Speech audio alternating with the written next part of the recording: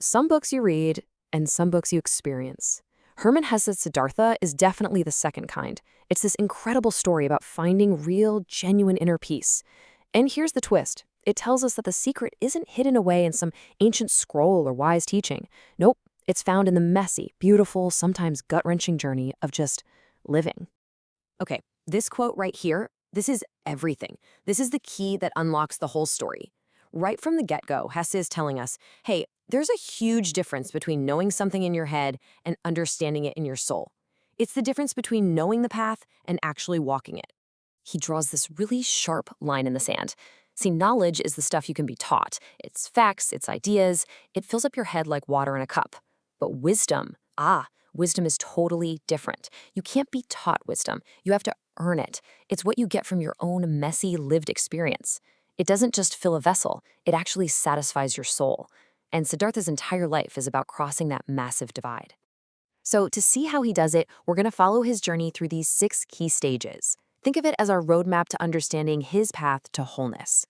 But hang on, before we dive into Siddhartha's story, you gotta know a little something about the author, Hermann Hesse. Believe it or not, he actually hit a massive writer's block right in the middle of this book. He was stuck for almost 2 years, and he had this huge realization. How could he possibly write about enlightenment when he felt so broken and fragmented himself? It was his own journey through therapy that gave him the breakthrough he needed to finish the novel. And this is so cool. What came out of that was this incredible structure for the book that basically maps out a psychological journey we all go on. It perfectly mirrors Carl Jung's ideas. You start with the persona, that's kind of your idealized self. Then you have to face your shadow, all the messy, repressed parts of you. And finally, if you're lucky, you get to the self, where you integrate both parts into a whole. It's the roadmap for the whole book. So Siddhartha kicks off his quest in that first phase, the path of the mind. He hooks up with these guys called the samanas, who are these extreme wandering ascetics. His big idea? He's convinced he can find enlightenment by just conquering his body, by denying every single physical thing he feels. And I mean, he goes all in. His goal is nothing less than the complete destruction of his own self. He uses fasting, waiting, thinking, anything he can to try and literally kill his ego, to become this totally empty vessel. He thinks he can just think his way past being human. And after 3 long years of this, he has a huge realization. It's not working. All that self-denial, it was just another way to escape. It was like getting drunk, a way to numb the pain for a little while, but it wasn't real wisdom. The big lesson? You can't just think your way to enlightenment. The mind alone is not enough. All right, so if starving himself didn't work, what's the total opposite? Full-on indulgence. He does a complete 180. He decides, okay, if denying the world failed, I'm going to dive in headfirst. He plunges into samsara, the chaotic, messy, sensory world of lust, money, and desire. And his guide is the famous courtesan, Kamala. And man, he becomes everything he used to hate. A rich merchant, a gambler, a guy lost in pleasure. At first, he thinks he's just playing a game, with that cool detachment he learned as an ascetic. But slowly, bit by bit, the game starts playing him. He gets completely sucked in and finds himself drowning in greed, lust, and this deep, gnawing self-hatred. And this is when he hits rock bottom. He has this awful dream about Kamala's little pet songbird. He sees it lying dead in its beautiful golden cage. And in that moment, he sees himself. He's the bird. He's trapped, and his spirit is dead. He just traded one cage for another, the cage of self-denial for the golden cage of wealth. He is just overwhelmed with disgust. He can't stand the person he's become. So he runs. He flees his fancy life and just wanders until he finds himself back at the same river he crossed years ago, totally convinced his entire life has been one massive, pointless failure. I mean, think about it. Where do you go from there? He's tried both extremes, pure mind and pure body, total denial and total indulgence. And both paths led him to the exact same place, absolute despair. He's completely out of options, and so he comes to the only conclusion he can see. He leans over the water, ready to just let go, ready to end it all for good.